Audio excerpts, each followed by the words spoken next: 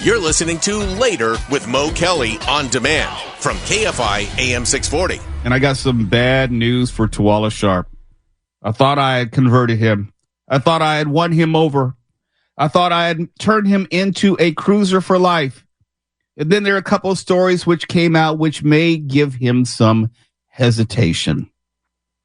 180 people, maybe more, became sick from salmonella on a Royal Caribbean cruise ship. That's important because when Tuala and I most recently went on a cruise with a lot of friends and family, it was Royal Caribbean Cruise Line. And Royal Caribbean is usually pretty good about avoiding these things. What makes it worse is it was on Radiance of the Seas, one of their premier cruise ships. I've been on Radiance of the Seas, so I know that ship particularly. And if you're wondering, like, well, how many people are on it? Well, they have more than 2,000 passengers. When you say 2,000 passengers, they probably have another 2,000 crew members. So of the 4,000 people on the Radiance of the Seas ship, 180 people reported being ill, along with 3 crew members. And I say this as someone who's been on a lot of cruises. They're not going to tell you how many crew members got sick. They're not.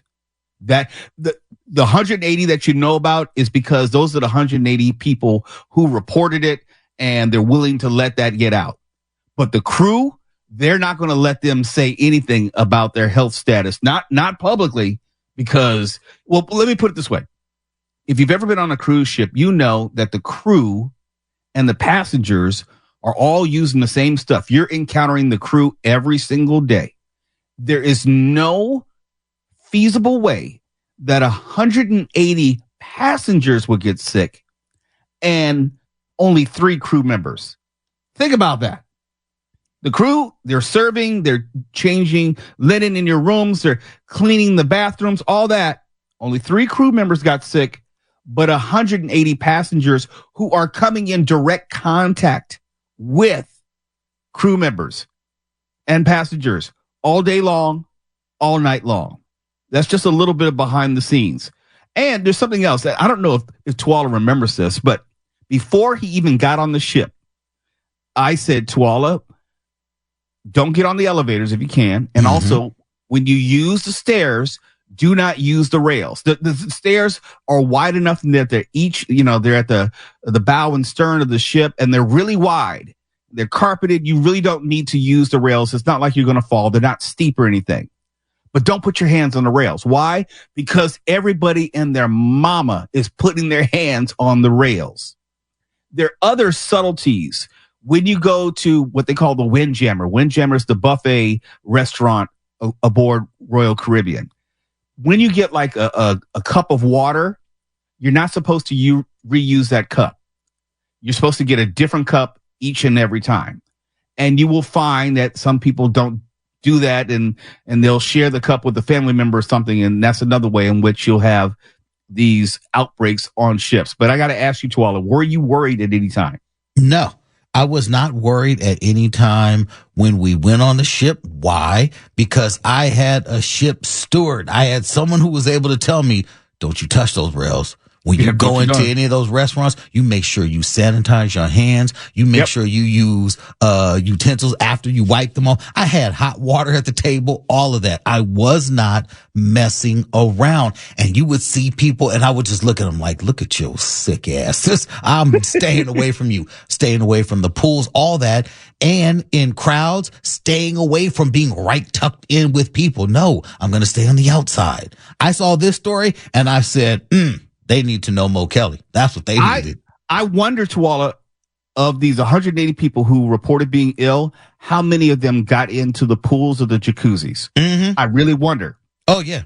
Oh, how many of them were in the pools, in the jacuzzi, sharing drinks, not bathing before they got in, not even bathing when they got out. Right. Because if you don't know, you're supposed to bathe. There's a sign explicitly. You're supposed to bathe before you get in the jacuzzi or the pool. There's even a shower there that you can do it, but nobody ever does. And I've been on 6 cruises. I have never been in a jacuzzi. I've never been in the pool once. That is by choice, not by chance. That is a conscious decision on my part to limit the likelihood of contracting something in that environment. Now, as far as the rails, I don't touch the rails. I don't go on many of the elevators because it's in a small enclosed space. Mark Ronner will never get him on a ship, but oh well. No, look, Mark can get on a ship if he pays attention to your rules. And there's another thing, Mo, we got to make sure we let him know. Do not use the public restrooms. Go back to your room. Go back to your room to use the restroom. Yeah, that's another thing. Yeah.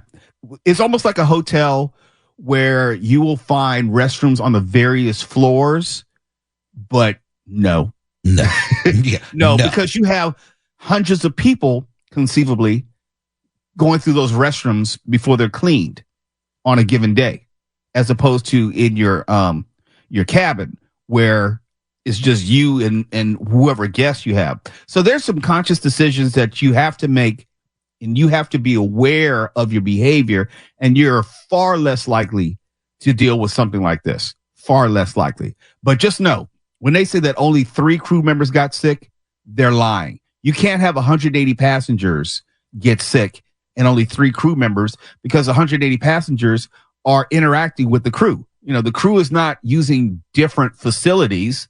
They're not going, in other words, they're not using different dining halls. You remember, Twala, you would see people who are, their off time, their downtime of working the crew, they're in the Windjammer just like we are, using the same utensils and everything. So they're using the same facilities that we are. Only 3 people? No. You know what disgusted me? When you walk into the Windjammer, on both sides and in the middle, they have sinks, and they have someone there saying washy washy. There's someone who's always there. They're singing it, encouraging you to wash your hands. You're not supposed to go into the cafeteria with your hands unclean coming from outside this. I would watch people go in there, and I would follow them to make sure I don't go to their side. I immediately went to the other side, like, don't go where this filthy hand having individual is going. Do not do that. They try to shame you into washing your hands, and I didn't feel bad about it because I think it's better for everyone. Because they're looking at you saying, "Go wash your hands." No, they're telling you to wash your hands. And prior to COVID, those wash stations did not even exist. So I know that is a direct result of COVID. Oh, really? Oh, yeah. Yeah. It was just, those wash stations did not exist. And now Royal Caribbean, they're trying to force you to wash your hands, and still people would like get their ass on their shoulders, get indignant and say, and just walk straight through, or they'll say, "I already washed them." Look, wash them again, so everyone can feel better. Yes, because it's buffet style in the Windjammer. Now they have formal dining where people can go in and have a sit down, formal restaurant style serving of a meal. But when you just want to be able to get something to eat, and Twala and me, we're like, I'm hungry now. I want a couple of hamburgers. I want to be able to go back 2 and 3 times, whatever. The Windjammer is great for that.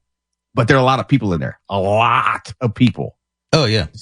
And I can see how people would absolutely get salmonella, especially from unclean services, because I actually watch some people go to just sit down at a table, no tray, just having their food out on the table on a napkin. Or something like that. I'm like, you don't know who was at that table before you. Your food is just on a napkin. Oh, you're gross. Yeah. Yeah.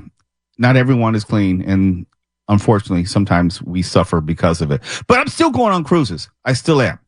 Absolutely. That's one danger that I'm going to, it's not like jumping out of an airplane with a parachute, but this is something I'll do. It's kind of dangerous, but not real dangerous. Mark, are you coming with us? I jump out of a plane first. No contest. Well, there you have it. You're listening to Later with Mo Kelly on demand from KFI AM 640. And I am a dyed-in-the-wool Rams fan. The team's not doing great this season. It's not over, but I live and die with my Rams. So when I saw this story, it's like, oh, this is interesting. And if you're into stats like I am, like fantasy football, or being able to enjoy a game in a different way or an enhanced way, you might be interested in this. Mark Ronner wouldn't, but a Rams fan, a true Rams fan might. It's okay. The Rams announced. No, it's true. You're not a sports guy, so you may not enjoy this. No, but I have other charming qualities in Just the absence of that. Yeah, but none which would apply here. That's all. No, please proceed. The Rams announced a partnership with Genius Sports, which is a data technology and broadcast company, and it works in conjunction with sports betting and media industries. Now, going forward, at every Rams home game, fans can use the Genius Sports data processing and AI tool, which they call Genius IQ, to track everything from how fast a player is running to how much time the quarterback has to throw. And that's really, really in the weeds. And you would have to truly be a football fan to talk about time before release or how fast a running back may be running, or a wide receiver, yards after catch, all that kind of stuff. But if you like that kind of stuff, and I do, this might be kind of cool. After they are analyzed by AI in real time, the highlights and stats will be displayed on SoFi's infinity screen. And if you've ever been to SoFi Stadium, it's that big halo ring, which is very similar to what they just put in the Intuit Dome in Inglewood. It's this big halo's 360 degree, and it's both sides. So there is media on both sides of this ring, and it's viewable from anywhere in the stadium. And this goes to what I've long said about live entertainment, especially sports entertainment. Why am I going to go and see something in person if I can have a more enjoyable experience with more creature comforts at home? And we're just talking about fights at stadiums last night. Why am I going to go to a stadium, worry about a fight breaking out around me, or getting hit in the head with a drink or something like that, or missing a play, when I can just stay home and watch NFL Red Zone, or watch the game from the comfort of my couch? And I have a refrigerator right next to me. I can even pause the game. You can pause live sports, go to the bathroom, come back and pick up right where you left off, and you don't have to miss anything. That's part of the reason why you're seeing these types of innovations in live entertainment, because there are so many ways now to enjoy a game without physically being there. I don't know if you've seen this, but there's this new type of event center called COSM, COSM. If you haven't seen it, you have to Google it and look it up, because it's very hard to explain. But it's an immersive, almost 3D experience where you're on field level. You feel like you're in the game or right next to the game. It's another way. It's really cool. They have one in Inglewood, as a matter of fact. I plan to go in the near future, where you can experience the game. And it's stadium style seating, but it's almost like you're at the game. It's a huge half moon screen. It's another way in which people can enjoy live sports. They do college games, they do concerts, professional football, professional basketball, what have you.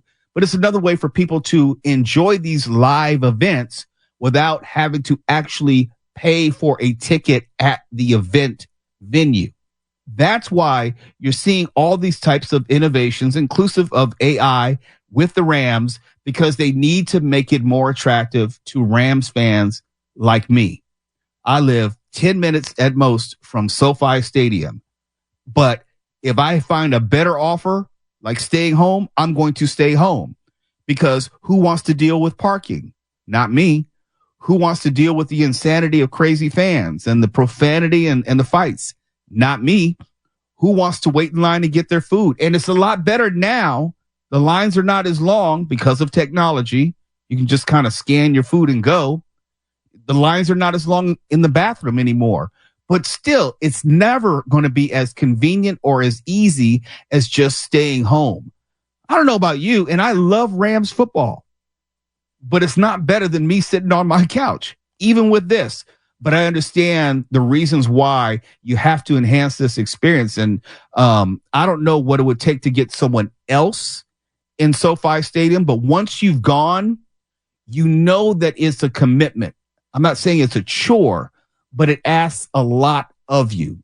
From getting in the stadium, I think it's 100% digital ticketing now, where you have your ticket on your phone and you scan it like a QR code. and you get in the stadium, but still it's a stadium and it's not as comfortable as what you have at home. And also, and I don't think anyone on this show actually plays fantasy football with the exception of me. That is another pull away from the in-stadium experience. People are less now fans of one team and more fans of players on their fantasy team. They're either betting on the players, they have them on their fantasy team. They're more looking at the sport as a whole, like the NFL Red Zone, where you'll watch the scoring plays of all games across the league on a given Sunday, instead of watching one game between two teams for 3 hours. These are the things that stadiums have to somehow compete with and also overcome. Genius Sports, going back to the story, they've partnered with many other sports leagues around the world to implement this same technology. They've done this with English Premier League, NASCAR, the NC2A, and others. So you can tell that there is a general consensus that more needs to be done to bring people to the stadium. For example, Mark, you're not a football fan, are you? Generally, no. But I take your point about being in the comfort of your own home where you can sit and watch a game in a negligee or a muumuu or whatever you wear and not have to worry. I just saw some footage yesterday of a sports fan walking around punching out people who were fans of the opposite team. Yes. Who wants to deal with that? Right. Who wants to? I saw it was a Baltimore Ravens fan. He punched out two Washington Commanders fans just on site. He was looking for some and he wanted to beat them up. But there is a happy ending to that story. They found the guy. They fired the guy. He got fired from his job because social media outed him. And also there are charges pending against him, just to let you know. Oh, yeah. Throw away the key. That's insane. Yeah. Over sports. But see, that's another deterrent as far as, or a disincentive to actually go. Now, here's the correlation. We talk about this all the time here on Later with Mo Kelly.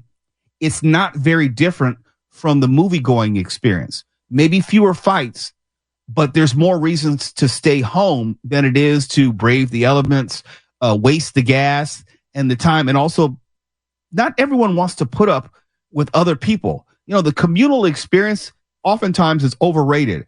I can watch a football game at home and be just fine. I don't need another 70,000 people around me to enjoy it.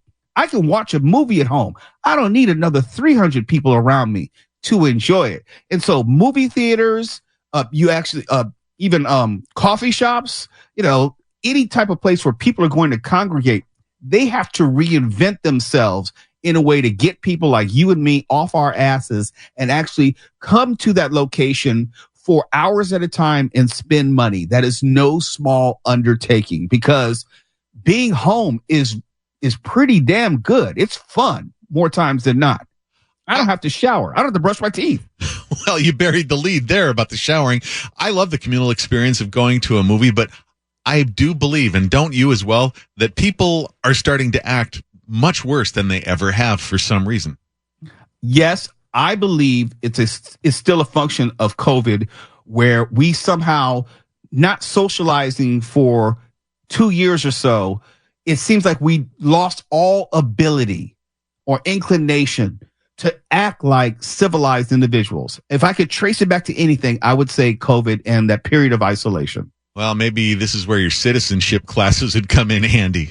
Well, you know, look, from your lips to God's ears. You know, they haven't put civics back in school. You know, we don't reward good citizenship, and you know, this is what we get. We've for all the complaints we have about society, we didn't get here overnight. We've done a lot of things to earn what we don't like about society. Well, you are successfully turning me into a Mo Kelly TM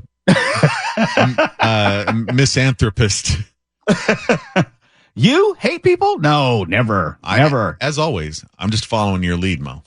It's Later with Mo Kelly, KFI AM 640. We're live everywhere on the iHeartRadio app. And when we come back, I'm going to keep the AI theme going.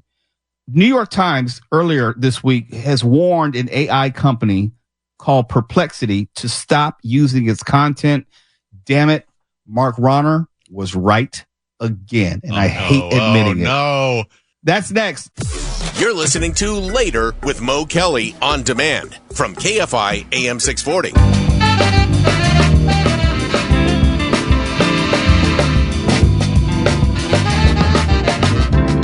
KFI Mo Kelly here. We're live everywhere on the iHeartRadio app. And when I saw this next story, I immediately thought of Mark Ronner, and I wanted to take my time with this because this is also part of an ongoing conversation, the implementation of AI, where it makes sense, where it is, I would say, stealing, to use Mark Ronner's word, where it actually adds something to us as people or society, or also in the creation of content. The New York Times has demanded that the AI search engine startup company Perplexity stop using content from the New York Times website in a cease and desist letter sent to the company. The New York Times presently is also suing OpenAI and Microsoft over allegedly illegally training its AI models using the New York Times content, which goes back to what Mark Ronner says. It can't do anything. It can't create anything. It needs established and already created content for it to have any value. Paraphrasing, but something to that effect. Now, Perplexity and its business partners are fighting back against the New York Times, and they're saying that nobody has a copyright on facts. Nobody owns the copyright to facts. They're trying to argue the information which is taken from the New York Times is just the facts, not the phrasing, not the wording, not actual paragraphs which were used by writers, but just the baseline information. Mark, what do you have to say to that? Can you feel how angry I'm getting? I know. I know. That's why I did this story.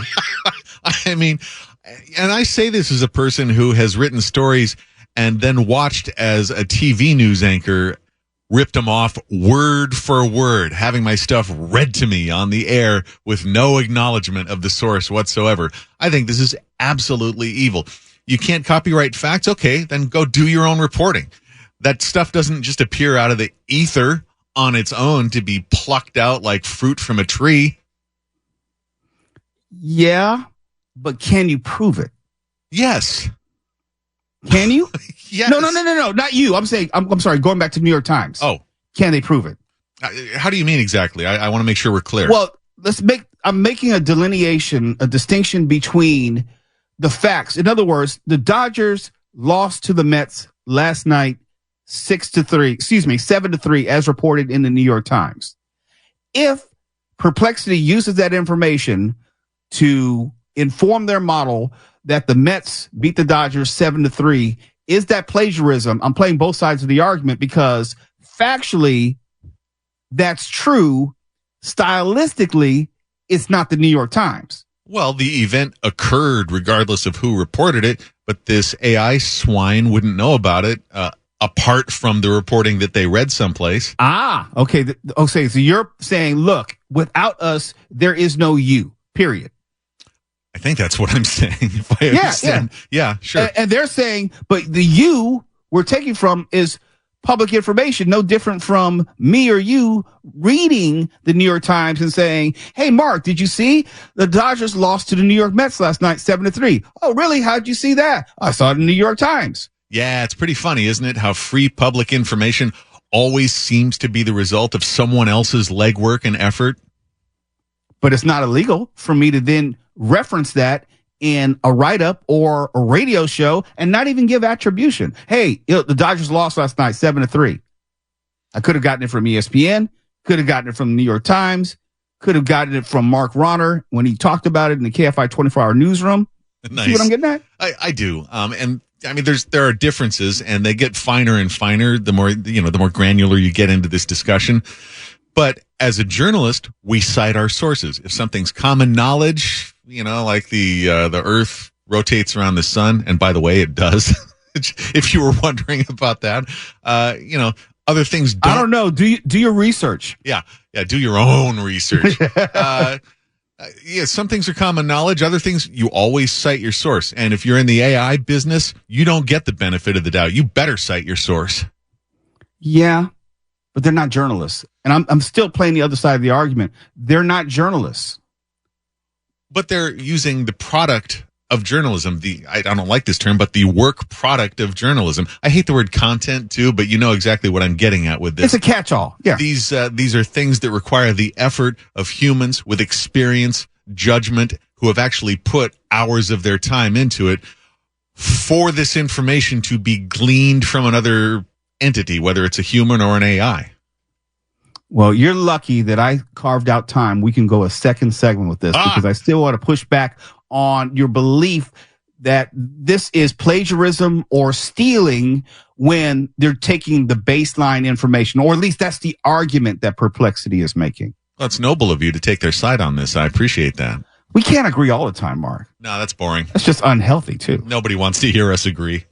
You're listening to Later with Mo Kelly on demand from KFI AM 640. KFI, Mo Kelly. We're live everywhere on the iHeartRadio app, and we're going deep into the discussion of AI and when it may cross the boundaries when we're talking about journalism specifically. We all know that AI has potential to enrich our lives in some way, or at least I believe that.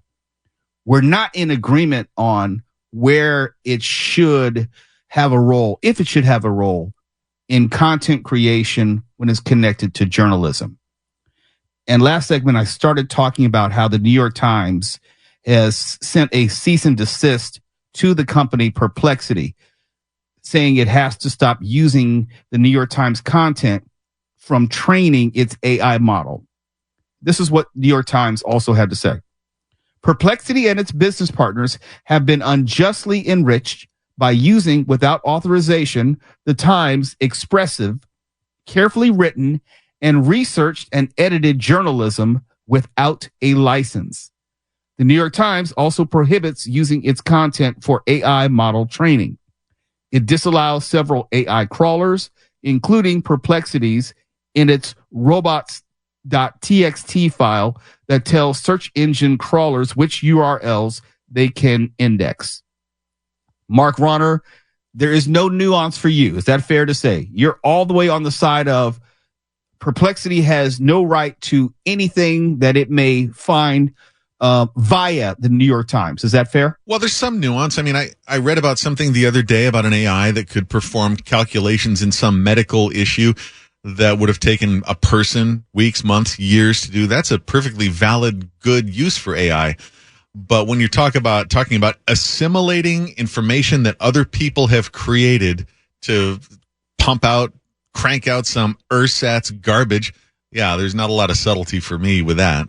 Okay, what about then you have something like the Los Angeles Times, and I used this example before, and I think it bears mentioning again.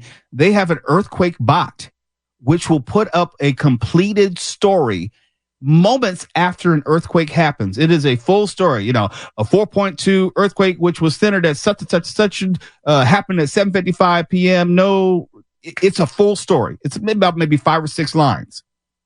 I would argue that it is probably resourcing similar stories from around the web, inclusive of the New York Times and other places. Do you think that to be plagiarism when the specifics and the facts would change from earthquake to earthquake? Well, it seems to me like you could also extend that to doing the weather. You can gather data that isn't necessarily the work of a human being sitting there pounding things out at a keyboard.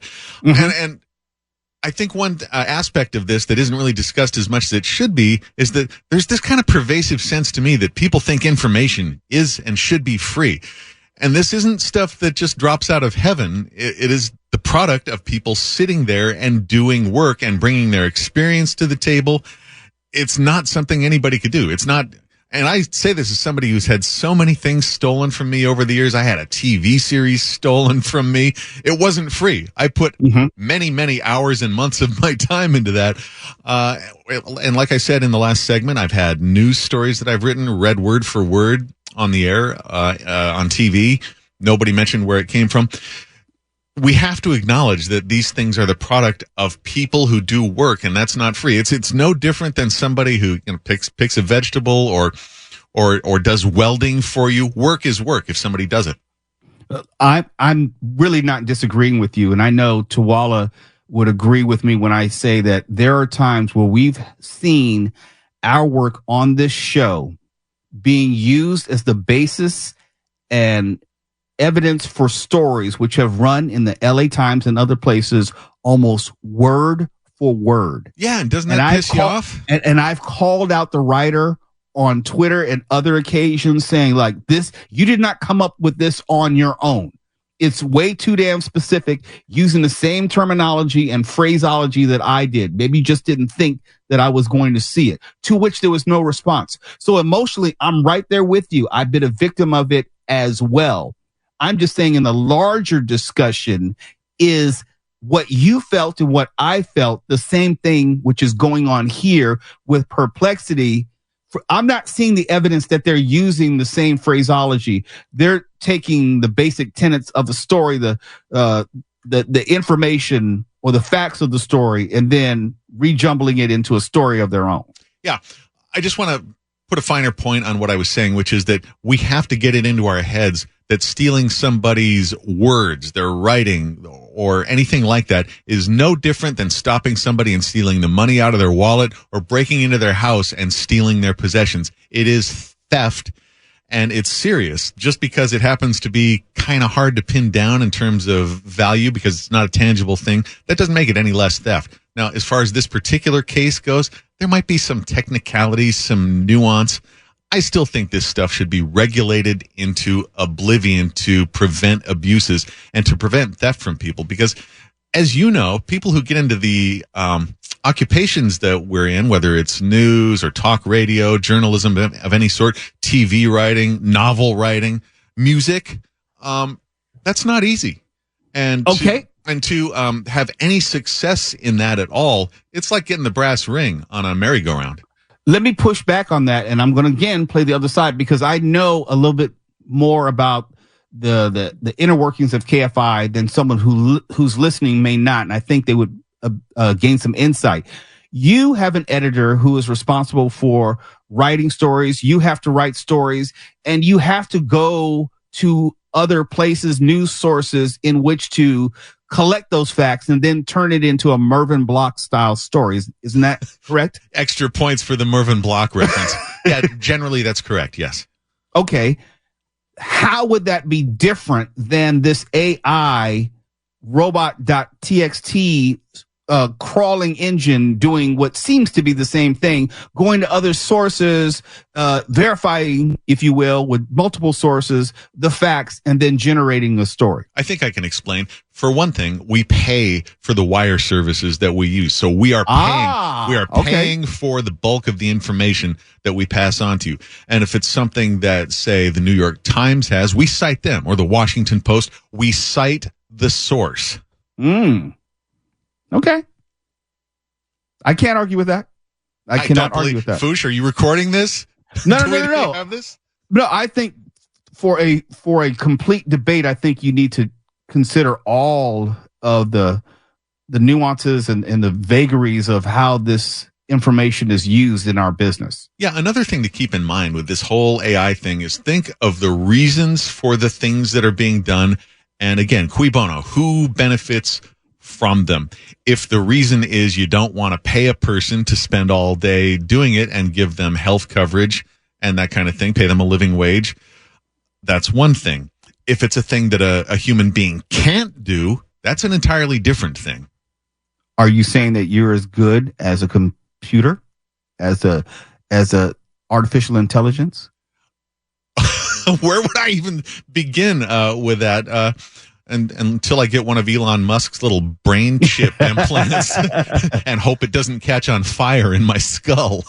No, honestly, I think we're all eminently replaceable. And going back to the whole iRobot comparison, yeah, they have artificial intelligence which can create a symphony now. Is it derivative? Yes, but all art, all creation is derivative. It is based on, it is like, it is similar to. And I don't know how much true creativity is anymore. Look, you have someone who's going to write a song. It's going to sound eerily reminiscent of this artist or that artist in a particular genre. You have someone who's going to create a movie. It's going to be very similar to someone's script or someone's idea, someone's log line.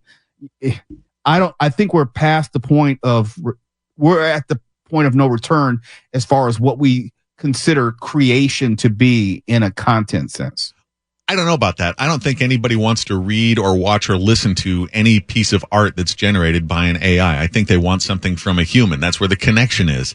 Yeah. And have you listened to what's on the radio? We are not a high standard species. I'm not going to argue against that.